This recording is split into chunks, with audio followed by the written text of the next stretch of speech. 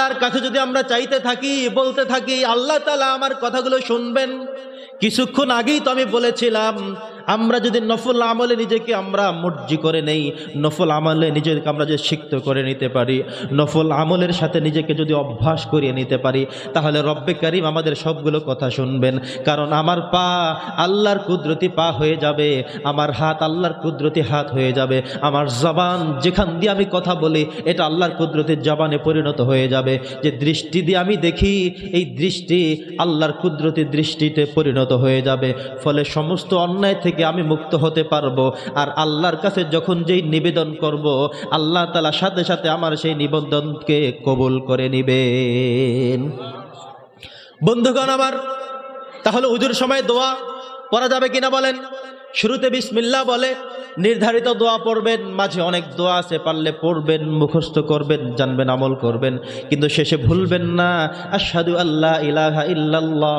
কোন মুসল্লিয়ানে কেরাম যদি উযুর শেষে আসমানের দিকে শাহাদা আঙ্গুলে উত্তোলন করে করে এই শাহাদা বাক্যটি পাঠ করেন, রব্বে কারীমের পক্ষ থেকে নবী করিম সাল্লাল্লাহু আলাইহি সাল্লাম ঘোষণা করে বললেন, ফুতিহাত লাহু আবওয়াবুল জান্নাতিস সামানিয়া। তার জন্য জান্নাতের যে 8টা দরজা, সবগুলো দরজা তার জন্য ওপেন করে রাখা হবে, খুলে রাখা হবে, উন্মুক্ত করে দেয়া হবে। বন্ধুগণ আমার, এরপরে আমরা নামাজ পড়ব। মসজিদে দুনিয়াবি কোনো কথা বলবো না, দুনিয়াবি কোনো কাজ করব না। মসজিদে প্রবেশ করার পরে যদি দেখেন মসজিদে কোনো নোংরা পড়ে আছে, কাগজ পড়ে আছে, কোনো ময়লা পড়ে আছে, তাহলে মুয়াজ্জিনকে না ডেকে, খাদেমকে না ডেকে আজকে নিজেই খাদেম হয়ে যান। কারণ মসজিদ যদি কেউ ঝাড়ু দিতে পারে, নবীজি বললেন তার জীবনের সমস্ত গুনাহগুলো আল্লাহ তাআলা এভাবে ঝাড়ু দিয়ে সব পরিষ্কার করে দেবে।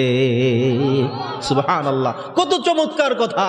অথচ আমরা একটু নোংরা দেখলে এ খাদেম কে আছো, তাড়াতাড়ি আসো, মুয়াজ্জিন কোথায়, মসজিদ নোংরা কেন?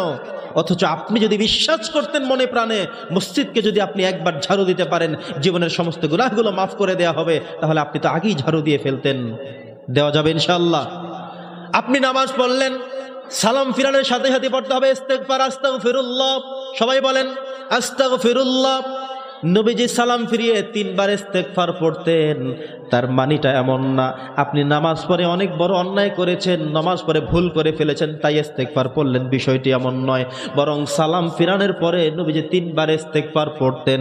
সাহাবায়ে কেরামগণ জানতে চাইলেন, ইয়া রাসূলুল্লাহ, ইয়া হাবিবাল্লাহ, সালাম ফিরানোর পরে আপনি আল্লাহু আকবার পড়েন, ইস্তেগফার পড়েন, কারণ কি? নবী করিম সাল্লাল্লাহু আলাইহি সাল্লাম বলেছেন, আমাদের জীবনটুকু যেভাবে রব্বে কারীম সাজাতে বলেছেন, যেভাবে চলতে বলে, তাহলে আল্লাহ সুবহানাহু ওয়া তাআলা আমাদের জীবনের গুনাহগুলো মাফ করে দিবেন। শুধু তাই নয়, আপনি নামাজ শেষ করার পরে আপনাকে মনে রাখতে হবে গুরুত্বপূর্ণ একটি তাসবিহ রয়েছে, নাম হলো তাসবিহে ফাতেমি। জোরে বলেন কি নাম? তাসবিহে ফাতেমি হলো একটি গুরুত্বপূর্ণ আমল।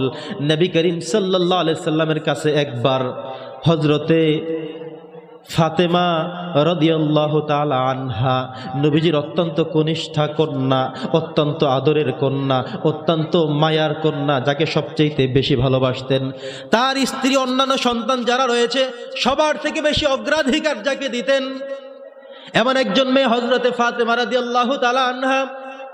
একবার নবী করিম সাল্লাল্লাহু আলাইহি সাল্লাম যখন তিনি যুদ্ধ থেকে ফিরলেন, তো গনিমতের কতগুলো মাল সেখানে রয়েছিল।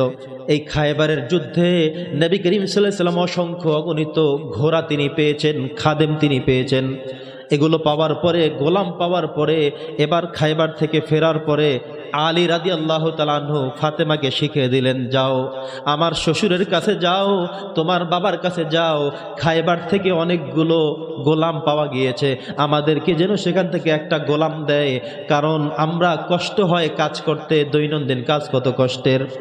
এবার তার স্বামীর আবদার, জামাই আবদার করেছেন শ্বশুরের কাছে, এমন একটি চমৎকার আবদার নিয়ে হযরতে ফাতেমা রাদিয়াল্লাহু তাআলা আনহা চলে গেলেন বাবার কাছে।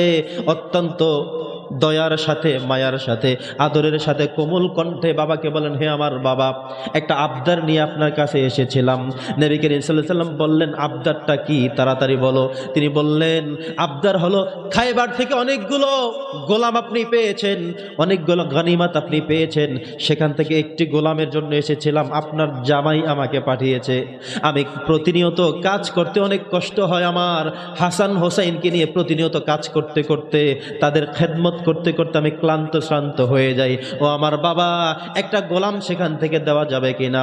নবী করিম সাল্লাল্লাহু আলাইহি ওয়াসাল্লাম কিছুক্ষণ চুপ থাকলেন, চিন্তা করলেন আমি এখান থেকে উত্তম একটা আমল তাকে শিখিয়ে দেব, তবুও গোলাম দেওয়া যাবে না। কারণ যদি আমি আমার মেয়েকে গোলাম দিয়ে দেই, তাহলে সাহাবায়ে কেরাম সহ বিভিন্ন মানুষ যারা মুনাফিক বিশেষ করে, তারা বিভিন্ন কথা বলা শুরু করে দেবে, নবীজি দয়া করে তার মেয়েকে দিয়ে দিয়েছে, জামাইকে দিয়েছে, এভাবে কথা আসতে পারে, তাই সেটা করা যাবে না। এবার তিনি বললেন, হে আমার ফাতেমা শোনো, তুমি তো শুধুমাত্র গোলাম চেয়েছো, একটা গোলাম চেয়েছো, আমি যদি তোমাকে এর থেকে উত্তম কিছু দিয়ে দেই, যেটা গোলামের থেকেও শতগুণ ভালো হবে, এমন একটা যদি কিছু তোমাকে আমি দিয়ে দেই, সেটা তুমি কেমন ভাবে রিসিভ করবে? হযরতে ফাতেমা চিন্তা না করে, তার স্বামীর কথা মনে না করে সাথে সাথেই বললেন, যদি উত্তম কিছু দিতে পারেন তাহলে তো আরো ভালো কথা। এবার নবীজি বললেন, আমি তোমাকে একটা তাসবিহ শিখিয়ে দেব। পড়েন না সুবহানাল্লাহ? একটা তাসবিহ শিখিয়ে দেব, প্রত্যেক নামাজ শেষ করার পরে 33 বার পড়বে সুবহানাল্লাহ, 33 বার পড়বে আলহামদুলিল্লাহ, 34 বার পড়বে আল্লাহু আকবার। যদি তুমি প্রতিনিয়ত 5 ওয়াক্ত নামাজ শেষ করার পরে পরে এই আমলটি কন্টিনিউয়াসলি তুমি চালিয়ে যেতে পারো, তাহলে আমি নবী বললাম তোমার কোনো খেদমতের প্রয়োজন হবে না, খাদেমের প্রয়োজন হবে না। কিয়ামত পর্যন্ত শুধু নয়, তোমার ইন্তেকাল করা পর্যন্ত তোমার আর কোনো কষ্ট হবে না, খাদেমের প্রয়োজন হবে না। আল্লাহ তাআলা পরিপূর্ণ শক্তি দিয়ে তোমাকে উদ্যম করে দেবে। বলি সুবহানাল্লাহ।